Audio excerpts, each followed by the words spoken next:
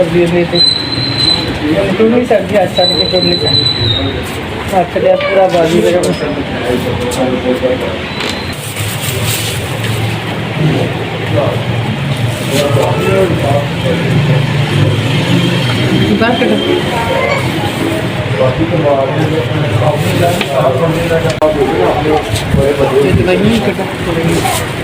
और फिर इसको ना झटके लगते ठीक डरा दे मैं नहीं कर टूट जाए मेरी पोती बड़ी चल नहीं सकती जो कमाते रहते तो लाते मैनू सारी दिहाड़ी कोठियाँ करती है निक्के निक्के बाल छड़ के रोलदी तो बस दिहाड़ीदार मजदूर है मेरा पुत्र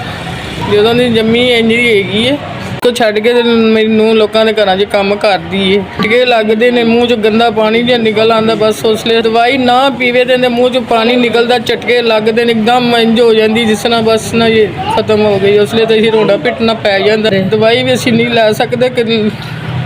दवाई एड्डी महंगी दी दवाई है बिल शेलो कर दी है फिर मियाँ भी जो लिया वो भी घर से सारा कुछ तुहानूं पता अजकल की महंगाई देखो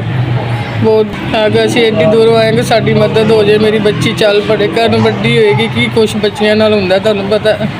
कम से कम दवाई आवे बाथरूम जान जोगी हो जाए मैनूं तो बस डर लगा रहिंदा कल नूं ते प्यो भी चुक के बाथरूम च लै जांदा फिर कौन ले जाएगा एड्डी वड्डी मैं तो हुण हिलदी भी नहीं मैं तो आप बीमार हो गई मैं मेरी ब्लड प्रेशर मरीज हो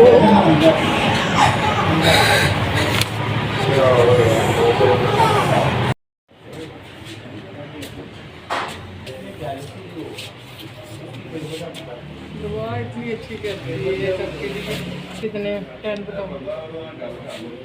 10 मैनू तुहाडे कोलों 10,000 मिले है अल्लाह तुहाडा भला करे अल्लाह तुहाडा कारोबार च बरकत पाए